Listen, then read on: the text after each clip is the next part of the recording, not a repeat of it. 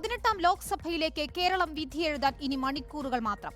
ആവേശവും വാശിയും നിറഞ്ഞ രാഷ്ട്രീയ അന്തരീക്ഷത്തിലാണ് സംസ്ഥാനം. വോട്ടർമാരെ ഒപ്പം നിർത്താനുള്ള അവസാനവട്ട നെട്ടോട്ടത്തിലായിരുന്നു ഇന്ന് സ്ഥാനാർത്ഥികളും മുന്നണികളും. 25,231 ബൂത്തുകൾ സജ്ജമായി. രാവിലെ 7 മുതൽ വൈകിട്ട് 6 വരെ കേരളം വിധിയെഴുതും.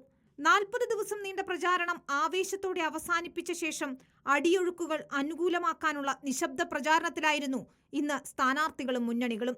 3 മുന്നണികൾക്കും അഭിമാന പോരാട്ടം നടക്കുന്ന സംസ്ഥാനത്ത് പല മണ്ഡലങ്ങളും പ്രവചനാതീതമാണ്. കഴിഞ്ഞ തവണ നടത്തിയ വൻ മുന്നേറ്റത്തിന്റെ തനിയാവർത്തനമാണ് UDF ലക്ഷ്യം. ഒരു സീറ്റ് എന്ന നാണക്കേടിൽ നിന്നുള്ള കരകയറ്റവും മുന്നേറ്റവുമാണ് ഇടതിന്റെ സ്വപ്നം. അക്കൗണ്ട് തുറന്ന് കേരളം ബാലികേറാമലയല്ലെന്ന് തെളിയിക്കേണ്ട ദൗത്യമാണ് BJPക്ക്. 2,77,49,159 വോട്ടർമാരാണ് ഇക്കുറിയുള്ളത്. കൂടുതലും സ്ത്രീകൾ തന്നെ. 5,34,394 പേർ ജനാധിപത്യ പ്രക്രിയയിൽ ആദ്യമായി പങ്കാളിയാകുന്ന കന്നി വോട്ടർമാരാണ്. കഴിഞ്ഞ തവണ 77.84% എന്ന മികച്ച പോളിംഗ് ആണ് രേഖപ്പെടുത്തിയത്. കള്ളവോട്ട് തടയാൻ വെബ്കാസ്റ്റിംഗ് ഉൾപ്പെടെ സംവിധാനങ്ങളെല്ലാം പൂർത്തിയായെന്നും മുഖ്യ തെരഞ്ഞെടുപ്പ് ഓഫീസർ അറിയിച്ചു.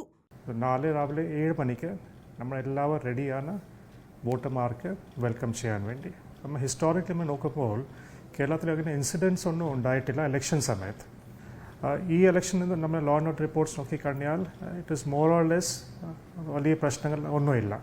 ഇത്തവണയും വോട്ടർമാർ കൂട്ടത്തോടെ വോട്ടിനെത്തുമെന്ന് രാഷ്ട്രീയ കേരളം പ്രതീക്ഷിക്കുന്നു. സമഗ്ര കവറേജുമായി റിപ്പോർട്ടർ ടീമും തയ്യാറാണ്. രാവിലെ 5 മണി മുതൽ ഓരോ പോളിംഗ് ബൂത്തിൽ നിന്നും തത്സമയം വിവരങ്ങൾ ടീം റിപ്പോർട്ടർ പ്രേക്ഷകരിലെത്തിക്കും. News desk reporter.